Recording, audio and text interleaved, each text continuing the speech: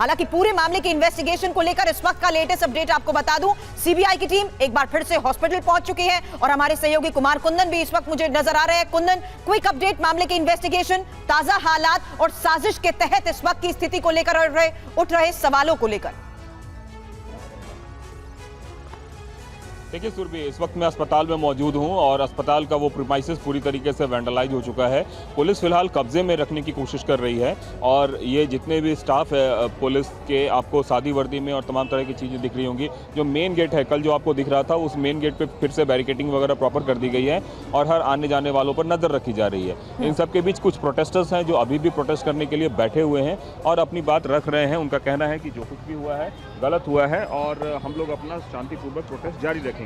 जहां तक मरीजों की बात है तो सेकंड और थर्ड फ्लोर पे जो मरीज हैं उनको रीस्टोर किया गया है, मतलब उस बिल्डिंग को रीस्टोर करने की कोशिश की गई है और वहां पे इलाज फिर से शुरू हुआ है। जहां तक सीबीआई की बात है तो सीबीआई की टीम कभी भी पहुंचने वाली है, उसका लोग इंतजार कर रहे हैं। कुछ लोगों से बात करने की कोशिश करते हैं। आप लोगों का प्रोटेस्ट अभी भी पीसफुल प्रोटेस्ट जारी रहेगा पूरे मामले को लेकर? जारी रहेगा। हम लोग अपना प्रोटेस्ट चालू रखेंगे और किसी भी तरीके से दबाव से हम लोग डरने वाले नहीं हैं। हम लोग अपना प्रोटेस्ट चालू रखेंगे, चाहे जितना भी लोग हो, हम लोग डरने वाले नहीं हैं और हम लोग जस्टिस का एंड तक के लिए हम लोग लड़ते रहेंगे। कल प्रोटेस्टर्स आए थे, डॉक्टरों के साथ भी उन्होंने कुछ मारपीट करने की कोशिश की, हटाने की कोशिश की, कुर्सियां वगैरह सब तोड़ दी यहाँ पे। तो आपको लगता है कि प्रोटेस्ट को ख़त्म करने की भी ये साजिश थी कहीं ना कहीं? बिल्कुल हो सकता है कि रोकने का ट्राई करा जा रहा है, हम लोग को बहुत ही तरीक़ा से बाधा देने का ट्राई किया जा रहा है, लेकिन हम लोग अपने जगह से हटेंगे नहीं।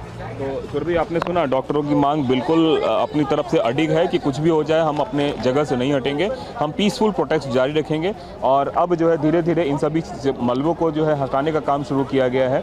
हालांकि अभी आज चूँकि 15 अगस्त का दिन है, वर्कफोर्स बहुत ज़्यादा नहीं है, मैक्सिमम लोग छुट्टी पे हैं और ख़ास करके तब जब अस्पताल में ओपीडी सेवाएं पहले से भी बंद हो, और छुट्टी के दिन तो ऐसे भी ओपीडी बंद होती है, इलेक्टिव सर्जरीज वगैरह कुछ नहीं हो रही है, सिर्फ इमरजेंसी सेवाएं बहाल होती है। इमरजेंसी की भी स्थिति आपको दिखाना चाहूँगा, इमरजेंसी पूरी तरीके से स्टॉप्ड है। सिर्फ दूसरे और तीसरे फ्लोर पे जो पहले से इमरजेंसी में कुछ मरीज एडमिट थे, पूरे उनका भारत इलाज में चल रहा देखी है। हैं, सबको हैरान करने वाली तस्वीरें हैं ये, क्योंकि उम्मीद जहां पर की जा रही थी कि इस मामले में तेजी से जांच होगी और इस पर सरकारों के ऊपर एक जिम्मेदारी बनेगी, लेकिन स्थिति बिल्कुल अलग हो गई है।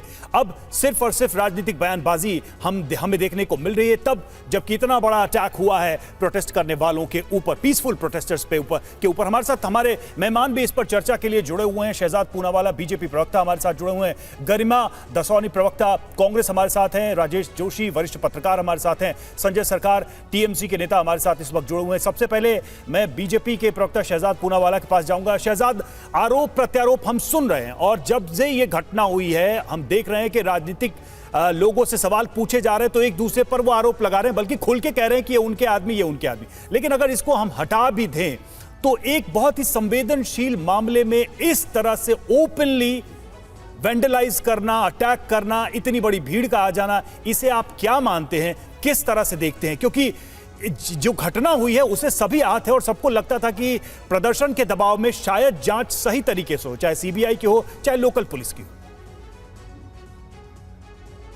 सर, ऐसा है कि सबसे पहले तो सभी दर्शकों को स्वतंत्रता दिवस की शुभकामनाएं, और मेरी माताजी का जन्म दिवस भी है।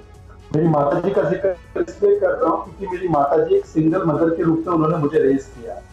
वो ऐसे ही काम पर जाती थी, कभी कभी लेट जाती थी। तो आज जो मैं बोल रहा हूँ, मैं केवल भारत माता के एक नागरिक के रूप में नहीं, एक उस माता के रूप, बेटे के रूप में बोल रहा हूँ जिसने ये असुरक्षा का भाव दिन रात महसूस किया है। और आज हमारे साथ एक महिला एंकर भी है तो वो समझेगी। ये कुछ महिलाएं जो शहजाद, आपका फ्रेम फ्रीज हो रहा है, एक कंटिन्यू करिए, आ रही है आवाज।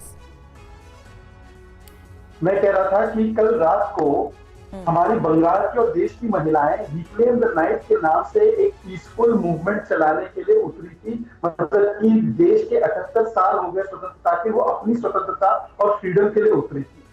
पश्चिम बंगाल की पुलिस और सरकार ने डे 1 से इस पूरे मामले में लीपापोती की है। हाईकोर्ट ने सीबीआई को दे दिया है मामला, किस प्रकार से प्रिंसिपल को प्रमोट किया गया, किस प्रकार से सुसाइड बताया गया, मैं उसमें नहीं जाना चाहता। पश्चिम बंगाल की पुलिस से सिर्फ इतनी अपेक्षा थी कि इस प्रोटेस्ट में जो लोग शामिल हो रहे हैं कम से कम वो सुरक्षित रूप से अपनी बात को रख पाए। और आरजीकर मेडिकल हॉस्पिटल जहां पर सबूत है उसको नष्ट ना किया जाए। परंतु कल से क्या दिखाई दे रहा है? नहीं तो आप यही कह रहे हैं कि अब अचानक आई भीड़ कहीं ना कहीं सबूतों को नष्ट करना चाहती थी। संजय सरकार साहब जवाब दीजिए, सवाल इसी लिहाज से उठ रहे हैं। बात पूरी कर लूं, मैं अपनी बात 10 सेकंड में पूरी कर लूं, केवल 10 सेकंड और दूंगा, केवल 10 सेकंड और दूंगा। हाँ ठीक है, कंप्लीट करिए जी।